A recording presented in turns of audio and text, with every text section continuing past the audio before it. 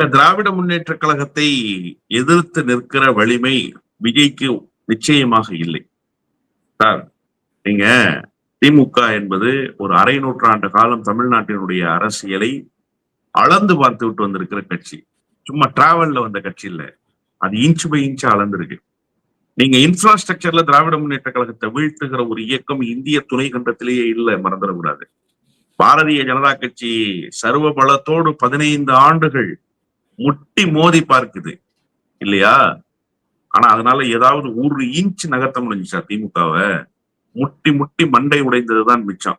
அப்போ அதிகாரத்தை முழுமையாக கையில் வைத்திருக்கிற அந்த பக்கம் பீகாரை துண்டாடியாச்சு, இந்த பக்கம் மேற்கு வங்கத்தினுடைய மாநில கட்சியை சுக்குநூறாக உடைத்து போட்டாச்சு, இந்த பக்கம் உத்தரப்பிரதேசம், ராஜஸ்தான் காங்கிரஸ் என்கிற கட்சியை இல்லாமல் செய்தாகிவிட்டது. ஆனாலும் தமிழ்நாட்டுக்குள் அந்த வாடை காற்று வீச முடியாமல் தடுத்து நிறுத்த முடிகிறது என்று சொன்னால் அது திமுகவினுடைய வலிமை, திமுகவினுடைய கோட்பாடு, திமுகவினுடைய கொள்கை. அதனால திமுகவை எதிர்க்கிற அந்த ஆற்றல் எல்லாம் விஜய்க்கு இருக்கிறதாக நான் நினைக்கிறேன். நீங்க ரொம்ப முக்கியமான ஒரு கேள்வி ஒண்ணு கேட்டீங்க.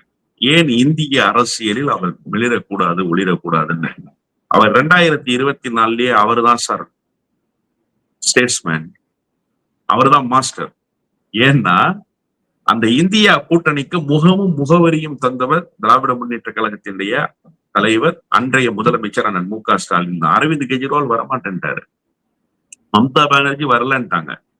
இவர்களை எல்லாம் சரி செய்து அதற்கு ஒரு முகம் தந்து முகவரி தந்து அந்த கூட்டணியை வலிமையாக முன்னெடுத்து சென்ற தலைவருக்கு பெயர் மு க ஸ்டாலின் இல்லையா?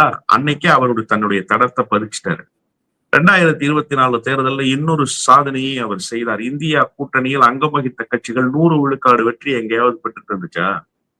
100 விழுக்காடு வெற்றியை இந்தியா கூட்டணியில் பெற்ற ஒரே தலைவர் அண்ணன் மாண்புமிகு மு க ஸ்டாலின் மட்டும்தான்.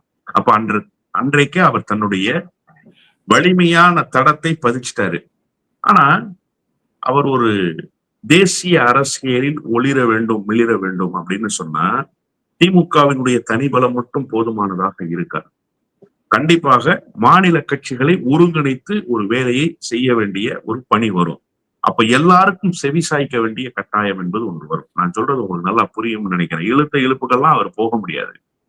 அவர் அகிலேஷை விட பெரிய தலைவர், அவர் மம்தா பானர்ஜியை விட பெரிய தலைவர், அவர் அரவிந்த் கெஜ்ரிவாலை விட பெரிய தலைவர், அவர் ஹேமந்த் சோரனை விட பெரிய தலைவர். இவங்க இழுத்த இழுப்புகள்லாம் அவர் போக முடியாது. அப்ப அந்த தேசிய அரசியலில் அவர் அதிகாரத்தில் கோல் ஊற்றுவது என்பதில் நடைமுறை சிக்கல்கள் நிறைய இருக்கு. கலைஞர் இதைதான் ரொம்ப அழகா சொன்னார். என்னுடைய உயரம் எனக்கு தெரியும்னு சொன்னார். அதுக்கு என்ன பொருள்?